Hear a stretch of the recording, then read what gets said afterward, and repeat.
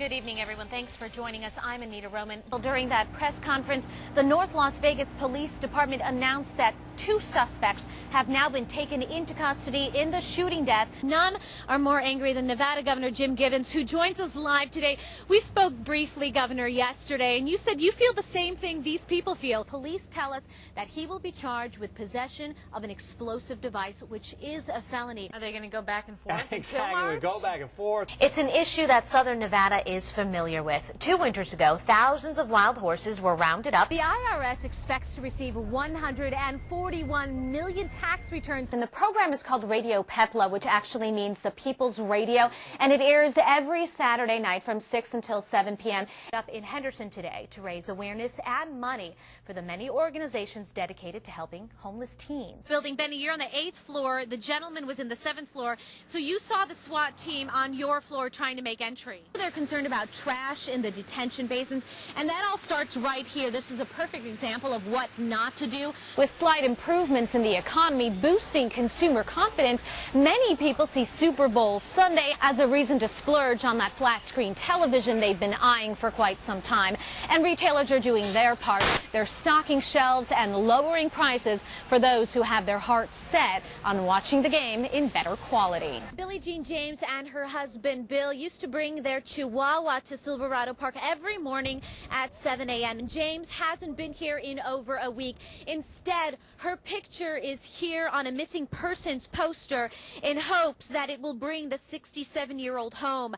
Earlier today, while her friends and family planned a vigil that will be held here at the park, Metro resumed its search for Billie and eliminated potential suspects.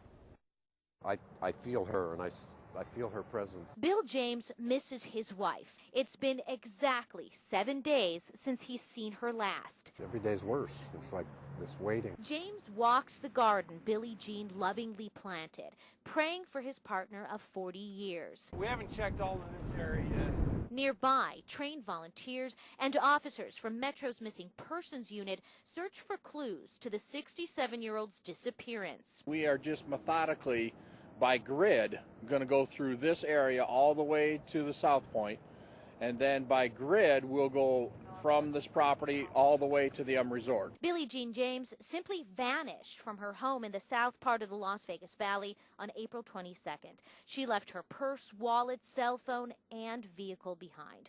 Photographs paint a picture of a happy, fun-loving, active woman who friends and family say was an environmentalist who loved to spend time outdoors and to hike. So it's not far for her to go 10 or 15 miles on a normal hike if she planned it and was going to do it with her husband. But I mean, that mountain range right there is only 5 to 7 miles away. Because I'm afraid, I really am. A lack of clues has left those who knew her best wondering what will happen next and when Billie Jean will surface again. Just like her loved ones, Metro says it will not give up its search, for now eliminating several people as suspects, including Bill James. Bill told me that he was told, well, we know you definitely were not involved in your wife's disappearance. James says he will continue to wait for his wife to come home. In the meantime, tending to the garden she was so proud of. Still think that she's out in the city somewhere or in a hospital, and I'm going to get a call any day now, and she's going to be okay. This is the latest missing persons poster Metro has put out. Detectives ask if you have seen Billie Jean James to please call the Missing Persons Department as soon as possible. As far as the vigil, it will be held here at Silverado Park at 7 p.m. Everybody is invited to attend. Reporting live, Anita Roman, News 3. Back to you in the studio. Earlier this morning, we had a little SWAT action. The people who live in this quiet Henderson neighborhood were shocked to learn that their 21-year-old neighbor was keeping explosive devices inside his home, right next door to theirs. I've been in this neighbor's home almost 6 years. I never see any problem with him. Nice neighbor, very polite. That surprised me this happened. He wanted to be a police officer, but then I asked his mother. he didn't qualify. Alexander Feldman says what happened is out of character for Chasen Rodriguez, but it was enough for Henderson police to call in the SWAT team, members of the bomb squad, and evacuate the entire area. Sometime between 7:30 and 8 o'clock, I'm going to knock on the door. This broken glass on the sidewalk came from the back window of the suspect's car. Investigators broke it out, searching for evidence. You're putting pieces of a puzzle together for a potential case in the future, so you want to make sure you take as much time as you can. Spokesperson for the Henderson Police Department, Todd Rasmussen, says this all started around 6 a.m. with a dispute between neighbors. When officers were called out, they noticed something else and obtained a search warrant, which led to the discovery of several explosive devices. Police say 21-year-old Chasen Rodriguez was taken into custody. I'm just concerned for the safety of the community and the kids. It looks like everybody's okay. In all, investigators spent nearly 12 hours at the scene before allowing residents back inside their homes. Neighbors who are relieved Rodriguez was stopped before something terrible happened. Anita Roman, News 3. Sue, the people here at the post office warned me, but I didn't believe it until I saw it for myself. Take a look at what's going on behind me. This traffic has been steady for the past couple of hours. Thousands of procrastinators coming in here to the post office on Sunset to mail their extensions or, of course, their taxes. And even though these procrastinators weren't ready, the Postal Service here on Sunset was. We are looking for the IRS mail. You got any? Drive-up service at the USPS. Take care, sir. Drive safe.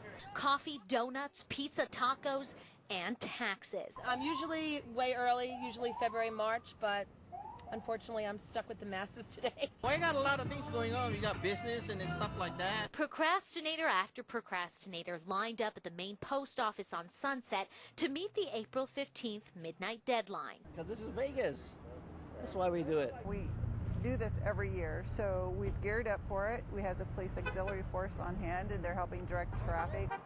Our maintenance people are in the lot, and we also have mail handlers collecting the mail as it came in.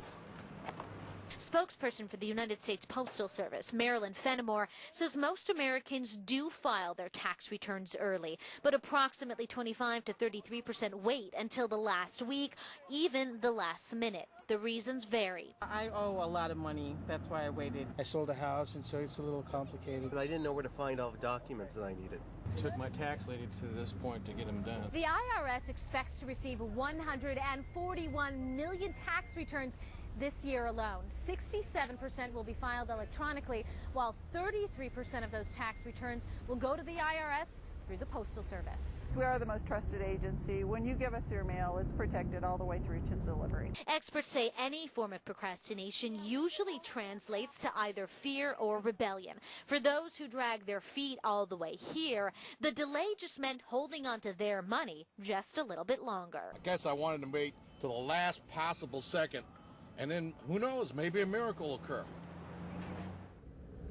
While we were out here earlier today, we saw a lot of companies giving out samples and freebies, possibly rewarding people for turning in their taxes, even giving out free show tickets for people who showed up here at the post office. The Postal Service tells us that they expect anywhere from 10 to 15,000 people to drive through here today alone to mail out those taxes and those requests for extensions. And of course, the post office here on Sunset open until midnight. It's the only one in town open until midnight. We're told that the traffic here will flow all the way until that final minute. Big news out of the Clark County School District. The superintendent says he is stepping down. The union is hoping to calm the tension with a new offer that includes furloughs and pay cuts.